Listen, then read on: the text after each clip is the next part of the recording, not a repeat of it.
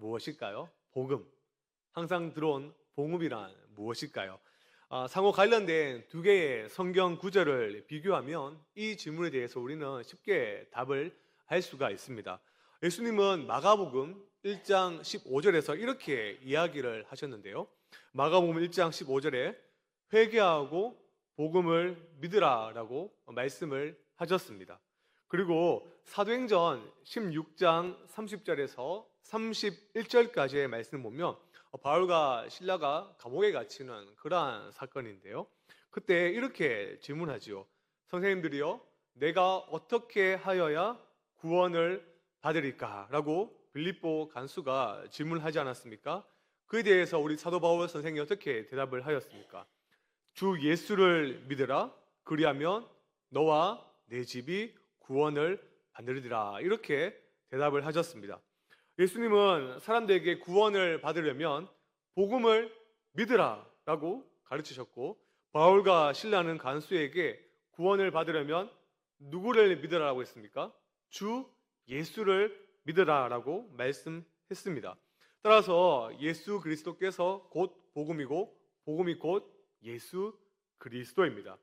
예수님 우리에게, 즉 자신의 제자들에게 이렇게 또한 명령을 하셨는데요. 마가복음 16장 15절의 말씀입니다. 앞에 자막을 보시면 또 이르시되 너희는 온 천하에 다니며 만민에게 복음을 전파하라. 복음을 전하라, 곧 자신을 전파하라라고 예수님께서는 말씀을 하셨습니다. 복음을 전파하는 사명은 여러분 제자들만의 사실 사명은 아닙니다.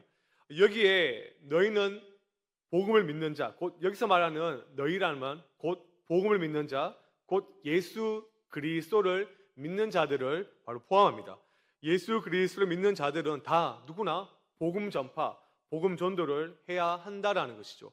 그러나 우리는 현실 속에서, 우리가 살아가는 현실 속에서 우리는 종종 여러 가지 변명을 내세워 복음 전하기를 매우 주저합니다. 그럴듯한 이유를 만들어내지요. 또한 다른 사람에게 복음을 전하지 않은 우리의 모습을 스스로 정당화하고 합니다. 그래서 오늘 저는 출애굽기 3장과 4장을 중심으로 하나님께 부르심을 받았던 모세의 변명들을 살펴보려고 합니다. 그 변명들은 놀랍게도 오늘 저와 여러분들이, 바로 그리스도인들이 복음 전도에 있어서 흔히 내세우는 변명과 매우 유사합니다. 이 시간 우리는 모세가 하나님 앞에서 내세운 네 가지 변명을 살펴보고요. 또 우리의 변명이 얼마나 어리석고 믿음 없는 태도인지를 깨닫고 복음을 전해야 되는 본질적인 그 이유에 대해서 다시금 되새겨보기를 원합니다. 먼저 첫 번째 변명을 살펴보도록 하겠습니다. 불에 타지 않는 가시떨기 나무를 보여주신 우리 하나님께서 모세를 부르시죠. 여호와께서 모세에게 막강한 애굽의 왕인 바로에게 가라라고 그렇게 명령을 하셨습니다. 그때 모세는 어떻게 반응했습니까? 하나님이 나를 부르시니까 아멘하며 한 걸음에 달려갑니까? 그렇지 않습니다. 모세는 이와 같이 얘기하는데요. 출애굽기 3장 11절의 말씀입니다. 내가 누구에게 바로에게 가며 이스라엘 자손을 애굽에서 인도하여 내릴까? 이 답은 질문의 형태로 첫 번째 변명을 하나님께 지금 내세우고 있는데요.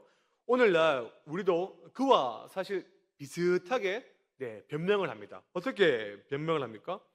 복음을 전해야 한다는 것은 나는 알지만 내가 누구이기에 그런 일을 해야 한단 말입니까? 라고 우리가 말할 수 있겠지요. 여러분들 복음 전도는 하나님의 백성이라는 우리의 정체성과 밀접하게 관련이 되어 있습니다. 우리가 믿고 고백하는 신앙 고백서가 있죠. 웨스트민스터 신앙 고백서가 있고 또 다른 교리문답이 있는데요. 대표적인 교리문답이 하이델베르크 교리문답이 있습니다. 거기에 32문을 보면 이렇게 질문하는데요. 스크린을 열어주시면 당신이 그리스도인으로 불리는 이유가 무엇입니까? 라고 질문합니다. 우리 보통 이게 단순하게 생각하죠. 이 질문에 대해서 교회에 출석하니까, 예배에 나오니까, 헌금 생활을 하고 교회에 봉사하고 있으니까 나는 그리스도인이다. 나는 하나님의 자녀다. 물론 뭐 그것도 어느 정도 타당한 대답이 될 수도 있겠습니다. 그런데 우리 믿음의 선배들은 이와 같이 답합니다. 앞에 자막을 보시면, 왜냐하면 내가 믿음으로 그리스도의 지체가 되어 그의 기름 부음에 참여하기 때문입니다. 나는 선지자로서 그의 이름의 증인이 되며, 위에 그냥 쭉 보시면 되고요. 노란색과 빨간색 글자가 굉장히 중요합니다. 하나님의 아들이신 우리 예수님은 성부 하나님을 통해 성령으로 기름 부음을 받았습니다. 그래서 예수님은 이 땅 가운데에서 모든 일을 감당하실 때 선지자, 제사장, 왕의 직분을 감당하신 것이죠. 그런데 그리스도 안에 있는 우리도 어떻게 말합니까? 선지자요, 제사장이요, 왕이다라고 지금 가르치고 있습니다. 신자라면, 그리스도인이라면 누구나 다 하나님의 선지자라는 것입니다. 우리는 다른 사람들에게 그리스도를, 바로 복음을 전하는 사명을 받았으며, 그 점에서 우리 모두가 선지자의 역할을 감당해야 합니다. 따라서 우리가 참으로 그리스도 안에 있다면 우리는 이미 복음 전도자입니다. 우리가 뭐 전도자가 되기 위해서 흔히 생각하는 게 뭐 전도 이론 교육 몇 주 훈련, 현장 실습, 전도 폭발 훈련, 관계 전도 훈련 등을 수료해야 된다, 이렇게 생각할 때가 있는데요. 물론 그것도 굉장히 좋은 훈련이죠. 하지만 우리는 어디를 가든지 우리가 그리스도 안에 있다라는 것으로, 이 사실 하나만으로도 우리는 다 복음을 전하는 복음의 선포자다라는 것을 우리는 다 기억해야 됩니다. 두 번째 변명을 살펴볼까요? 두 번째 변명은 출애굽기 3장 13절의 말씀인데요. 말씀을 보시고 함께 한번 읽어보도록 하겠습니다. 읽겠습니다. 시작. 내가 이스라엘 자손에게 가서 이르기를, 너희의 조상의 하나님이 그들이 내게 묻기를 그의 이름이 무엇이냐 하리니 내가 무엇이라고 그들에게 말하리까. 두 번째 염려가 무엇일까요? 이 두 번째 염려는 이스라엘 백성 앞에서 자신의 권위를 어떻게 세울 것인가에 대한 모세의 고민이었습니다. 다시 말해, 자신이 이끌어야 할 하나님의 백성에게 어떤 말로 설득시키며 무엇을 증명할 수 있을지, 그에 대한 염려와 고민이었죠. 나아가 이스라엘 백성들과의 관계 속에서 발생할 수 있는 그러한 어려움을 모세는 염려, 걱정했습니다. 그의 질문, 내가 무엇이라고 그들에게 말할까? 이 물음은 사실 오늘날 우리도 충분히 공감할 수 있는 질문이죠. 생각해 보세요. 우리가 복음을 전할 때 몇몇의 사람들은 우리에게 이렇게 질문할 수 있거든요. 당신이 말하는 하나님은 누구입니까? 당신은 정말 그 하나님을 알고 있습니까? 체험했습니까? 무엇을 믿고 있습니까? 이 질문은 단지 지적인 질문이 아닙니다. 우리가 전하는 복음의 진정성, 그리고 깊이, 그리고 하나님과의 관계를 드러내 보일 것을 요구하는 그러한 질문이죠. 그래서 모세가 느낀 부담감은 오늘 우리가 느끼는 복음 전도자의 그 부담과 전혀 다르지 않습니다. 그는 하나님의 사명을 받았지만 그 사명을 이행할 때 마주하게 될 현실적인 어려움, 그리고 사람들의 반응을 염려했죠. 그렇다면 사랑하는 성도 여러분, 우리는 복음을 전할 때 사람들의 여러 가지 질문과 반응에 대해서 어떻게 우리는 해야 될까요? 대처해야 될까요? 먼저 우리가 한 가지 반드시 기억해야 할 것이 있습니다. 하나님과 하나님의 말씀에 대한 우리의 지식은 절대 결코 완전해질 수가 없다라는 겁니다. 때론 우리가 알고 있는 것이 너무 작고 말할 수 있는 것이 너무 부족하다, 그렇게 느껴질 때가 있지요. 갑자기 성경에 대해서 물어보면 우리는 그때 다 어떻게 됩니까? 지금처럼 벙어리가 되죠. 신앙에 대해서 물어보면 갑자기 자신감이 사라집니다. 답할 자신 없는 모습이 다 우리의 모습 아닙니까? 그런데도 우리가 전능하신 하나님의 보내심을 받은 자, 이렇게 말하려면 도대체 우리가 무엇으로 그 자격을 증명할 수가 있을까요? 우리는 어떻게 우리의 말에 신뢰를 더할 수 있고 우리의 믿음에 권위를 부여할 수가 있을까요? 그 해답은 여러분 다시 강조하지만 우리에게 있지 않습니다. 우리의 완전함에 있지 않습니다. 우리의 실력에 있지 않다는 겁니다. 우리는 착각해서는 안 됩니다. 여러분, 우리의 지식이나 언변, 경험에도 사실 있지 않습니다. 그 해답은 오직 하나님의 이름, 곧 하나님의 존재와 하나님의 신실하심 안에 있습니다. 모세에게 하나님 어떻게 말씀하십니까? 내가 무엇이라고 그들에게 말할까? 그때 하나님께서는 이렇게 얘기하시죠. 나는 스스로 있는 자니라. 이름조차 스스로 증명하신 하나님께서 우리의 연약함을 덮으시고 그분의 사명을 감당할 수 있는 권위와 능력을 분명히 덧입히십니다. 그러므로 우리가 감당해야 할 반응은 우리 어떠한 자격을 충분히 드러내려고 애쓰는 것이 아니라 하나님을 더욱더 신뢰하고 하나님의 이름을 어떻게 합니까? 더욱더 의지하며 기도하는 것, 그것이 더 중요합니다. 세 번째 변명을 살펴볼까요? 4장 10절인데요. 4장 10절의 말씀도 우리가 함께 읽어보겠습니다. 시작. 모세가 여호와께 아뢰되 오 주여 나는 본래 말을 잘하지 못하는 자니이다. 주께서 주의 종에게 명령하신 후에도 역시 그러하니 나는 입이 뻣뻣하고 혀가 둔한 자이니이다. 세 번째 염려는 사실 우리가 봤던 두 번째 이 염려의 연장선이다라고 볼 수 있겠지요. 복음 전도를 생각하며 갑자기 굳어지는 사람을 가끔 보게 됩니다. 너무 긴장하게 된 거죠. 또 다른 사람에게 복음을 전할 때 혹여나 말실수, 말을 잘못 전달할까봐 두렵다, 그렇게 이야기하시는 성도님도 가끔 계십니다. 혹시 우리 가운데 중에서도 나는 말을 잘 못해서 복음을 전하기가 어렵다, 그렇게 생각하시는 분이 이 자리 가운데 계실지도 모르겠습니다.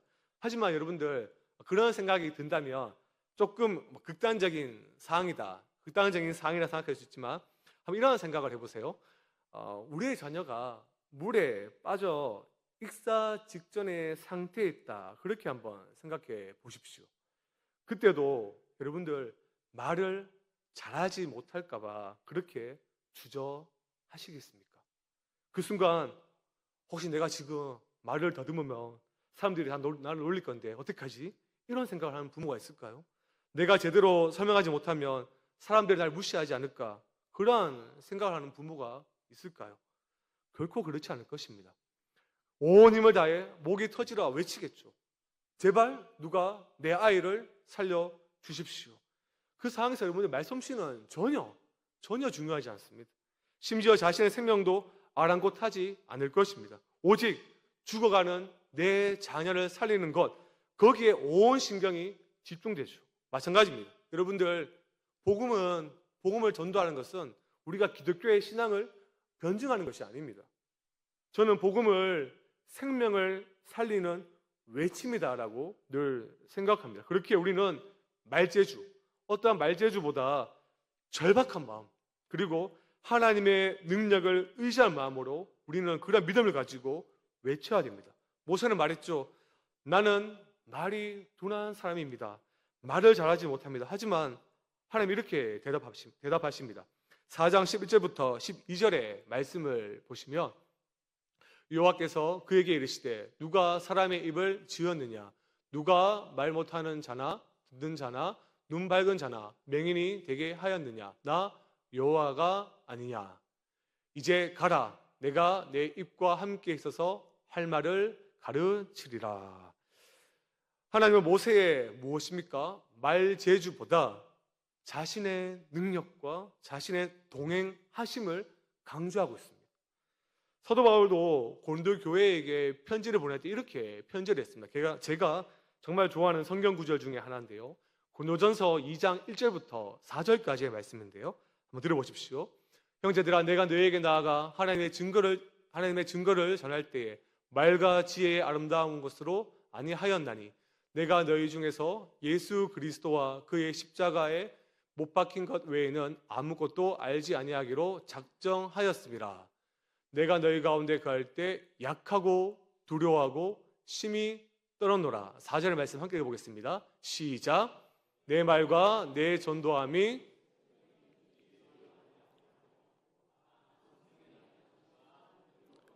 그렇죠. 중요한 말씀이 있죠. 다만 성령의 나타나심과 능력으로 하여. 그렇습니다. 복음은 우리의 능력이 아니라 하나님의 능력으로 전파되는 것입니다. 우리는 단지 그 능력을 믿고 순종하며 입을 여는 자들입니다. 사랑하는 성도 여러분, 하나님은 우리의 말재주, 어떠한 능력보다 우리의 믿음과 순종을 사용하십니다. 아프리카 대륙의 3분의 1을 선교지로 개척한 유명한 선교사가 있지 않습니까? 스코틀랜드 선교사 바로 데이비드 리빙스턴입니다. 그는 마태복음 28장 20절의 말씀을 자신의 인생 좌우명으로 삼았습니다. 그는 아프리카에서 수년간 수많은 어려움을 극복한 후에 자신의 조국으로 돌아와서 자신의 사역을 공개적으로 보고했습니다. 그 보고할 때 누군가가 그에게 이렇게 질문했습니다.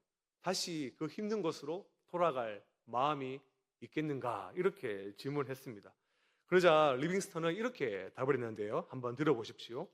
언어도 통하지 않고 사람들의 태도도 늘 불확실하고 때로는 적대적이기까지 했던 그곳에서 오랜 시간 사역을 지속할 수 있었던 이유가 무엇인지 아십니까? 그것은 볼지어다 내가 세상 끝날까지 너희와 항상 함께 있으리라라는 주님의 말씀이었습니다. 나는 그 말씀에 내 모든 것을 걸었습니다.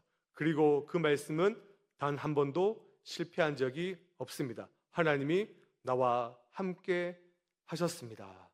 여러분들, 우리의 모든 사역에 있어서 특별히 전도 사역은 우리의 힘으로 하는 것이 아닙니다. 하나님이 함께 하시고 하나님께서 우리에게 능력을 더딥혀 주시기에 우리는 그 전도 사역을 감당할 수가 있는 것입니다. 마지막 네 번째 변명을 살펴볼까요? 출애굽기 4장 13절의 말씀인데요. 한 번 더 함께 읽겠습니다. 시작. 오 주여 보낼 만한 자를 보내소서. 이 한 구절 속에 모세가 하나님 앞에서 온갖 변명을 늘어놓았던 이유가 분명하게 이제 드러납니다. 그는 솔직히 말해서 가기 싫었던 거죠. 가기 싫었던 겁니다. 이 말씀을 묵상하다 보면 우리 역시 복음을 전하지 않는 이유가 무엇인지 깨닫게 됩니다. 사실 우리는 복음을 전하기 싫어서 전하지 않는 경우가 있다는 거죠. 복음을 전하다가 받을 수 있는 무엇입니까? 손해, 물질적 손해, 또한 나의 마음의 상처, 나의 이미지가 손상될까 하는 그러한 두려움, 그리고 이제껏 잘 쌓아놓은 그 관계가 어색해질까 하는 염려가 우리의 마음을 가로막습니다. 그래서 우리는 여러 가지 이유와 변명을 만들어 보지만 그 마음의 근본에는요, 복음을 전하기가 부담스럽고 싫다라는 솔직한 마음이 있다는 거죠. 사랑하는 성도 여러분, 우리는 이 부분에 대해서 스스로에게 정직해져야 됩니다. 모세도 결국 하나님 앞에서 마지막까지 변명하려 했습니다. 그러나 그때 하나님께서 모세를 향하여 어떻게 반응하십니까? 자, 이후의 말씀을 보실까요? 출애굽기 4장 14절의 말씀입니다. 함께 읽겠습니다. 시작. 여호와께서 모세를 향하여 노하여 이르시되, 여기 중요한 것은 노하여 이르시되입니다. 하나님께서 그를 향하여 뭐 하십니까? 진노하신 것입니다. 하나님께서 노하실 때까지 변명하지 않는 저와 여러분들 되기를 진심으로 소망합니다. 오히려 하나님께서 우리를 보내시는 곳이라면 순종하는 마음으로 나아가야 됩니다. 억지로서가 아니라, 여러분들 정말 억지로서가 아니라 사랑의 마음으로 우리는 전도, 이 복음 전도를 잘 감당해야 됩니다. 저는 전도와 관련해서 이 부분이 너무나 중요하다라고 생각합니다. 전도는 여러분 의무가 아니라 하나님을 사랑하는 마음에서 발생하는 자연스러운 모습이다라고 저는 늘 생각합니다. 프리실라 오웬스가 있는데요. 그분이 즐겨 부르는 찬송이 있었습니다. 그리고 그것을 직접 작사했는데요. 그 찬송가가 무엇인가 하면 우리가 잘 아는 찬송가입니다. 518장 찬송가 기쁜 소식 들리리라는 찬송인데요. 가사는 이와 같습니다. 기쁜 소식 들리니 예수 구원하신다. 예수 구원하신다. 만민에게 방방 곳곳에 그 소식 전하라. 예수 구원하신다. 예수 구원하신다. 온 세상에 전하라. 예수 구원하신다. 주님 명령하시니 산을 넘고 물 건너. 아마 이 찬송을 조금 아시는 분들은 제가 지금 찬송의 가사를 조금 바꾸었다는 것을 알고 계실 겁니다. 보통 복음 전도의 첫 번째 이유로 우리가 복종해야 할 하나님의 명령이라는 사실을 가장 제일 앞에 두는 것이 자연스럽다라고 생각할 수가 있겠지요. 그러나 저는 그 명령을 지금 제일 마지막에 두었습니다. 주님 명령하시니 산을 넘고 물 건너. 하나님께서 우리에게 복음을 전하라고 명령하셨다는 사실은 결코 가볍게 여길 수 없습니다. 우리는 그 명령을 늘 기억해야 되는데요. 그러나 제가 찬송가에 이 가사를 의도적으로 재배치한 이 이유는 복음 전도가 다시금 강조하지만 단순히 의무감이나 종교적인 열심으로 행하지 않기를 바라기 때문입니다. 복음 전도는 억지로 해야 할 일이 아니라 하나님께서 특별히 그리스도 안에서 우리를 위해 행하신 놀라운 일에 그 일에 대하여 감사와 감격의 반응으로 우리는 응답되어야 됩니다. 우리가 그 은혜를 깊이 깨달을 때 복음 전도는 명령이기 전에 무엇이 됩니까? 기쁨이 되죠. 기쁨이 되기 전에 또한 특권이 되는 것입니다. 사랑하는 성도 여러분, 저는 복음 전도가 군인이 주어진 명령을 기계적으로 따르듯이 그렇게 복음 전하기를 원치를 않습니다. 여러분, 하나님을 사랑하고 이웃을 사랑하는 그 마음으로 우리는 복음을 전해야 됩니다. 그래서 사실 이 행복의 초대는요, 여러분들 내 이웃을 전도하여 교회로 데리고 와서 복음을 듣게 하는 것 이상의 의미가 있습니다.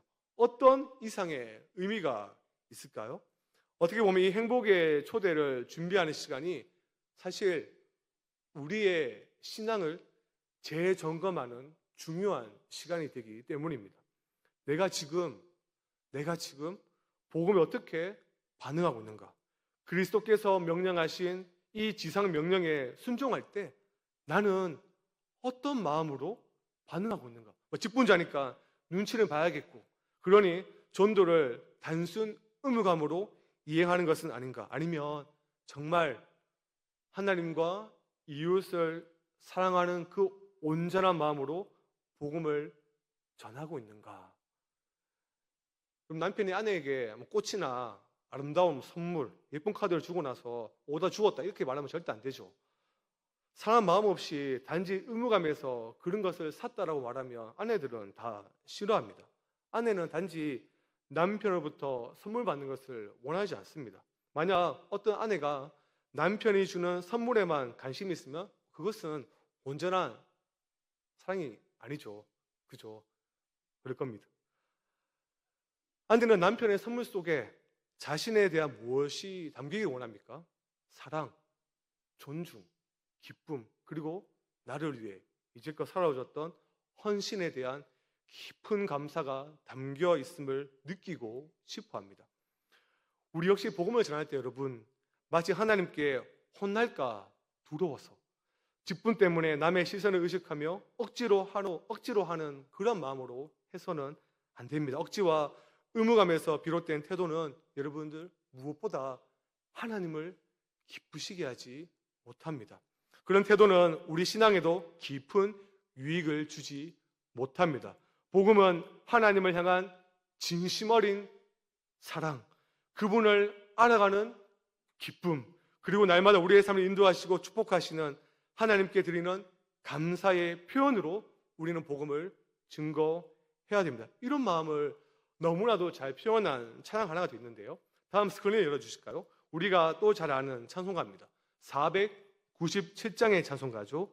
주 예수 넓은 사랑. 원래 제목은 그 이야기를 전하고 싶어요입니다. 원래 찬송가 가사는 이렇습니다. 그 이야기를 전하고 싶어요. 왜냐하면 사실이기 때문이죠. 그 이야기 외에는 그 어떤 것도 나의 갈망을 채워줄 수 없어요. 이 찬송가를 지은 작사한 사람의 이름은 캐서린 행키입니다. 그녀가 복음을 전한 이유가 무엇일까요, 여러분들? 복음이 그녀의 갈망을 채워줬고 기쁨을 줬기 때문입니다. 사랑하는 성도 여러분, 우리 모두 스스로에게 이런 기쁨, 곧 복음 전도로 인한 기쁨을 마지막으로 느껴본 때가 언제인가라고 한번 물어보십시오. 우리는 결혼을 하거나 자녀를 낳으면 너무나 행복해합니다. 우리에게 좋은 소식이 있으면 다른 사람들에게 막 전하고 싶죠. 그러나 하나님과 우리 관계에서 비롯하는 행복에 대해서, 이 행복에 대해서 우리는 어떻게 지금 반응하고 있습니까? 하나님의 사랑을 전할 때 우리의 마음과 열정은 몇 도입니까? 따뜻합니까? 아니면 미지근합니까? 앞에서 언급한 제가 말한 이 497장 찬송가 가사 마지막이 좀 더 은혜로운데요. 마저 읽어드리겠습니다. 앞에 스크린 열어주시면 그 이야기를 전하고 싶어요. 그 이야기는 나를 위해 너무나도 많은 것을 해 주었답니다. 그것이 지금 내가 당신에게 그 이야기를 전하는 이유이지요. 여러분, 복음은 우리에게 모든 것을 다 주었습니다. 예수님은 우리를 위해 너무나도 많은 것들을 해 주셨습니다. 예수님은 저와 여러분들을 위해 자기 생명을 친히 내 주셨습니다. 예수님은 우리를 죄의 권세와 죄처로부터 구원하기 위해 십자가에서 죽으셨습니다. 이런 예수님의 그 놀라운 사랑을 안다면 우리는 사랑의 모습으로 복음을 전할 수 있습니다. 그래서 복음 전도자에게 있어서 가장 중요한 게 무엇일까요? 전도의 스킬이나 방법이 아닙니다. 십자가의 은혜 아래에 계속 머물러 있는 것입니다. 십자가의 사랑에 우리의 영혼이 깊이 잠겨져 있어야 됩니다.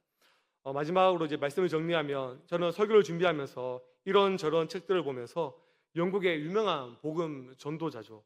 조지 히필더의 설교 한 문장이 저의 마음 가운데 깊이 꽂혔습니다. 그리고 우리의 사명에 대해서, 신자의 사명에 대해서 깊은 사색의 시간을 가졌는데요. 이러한 문장입니다.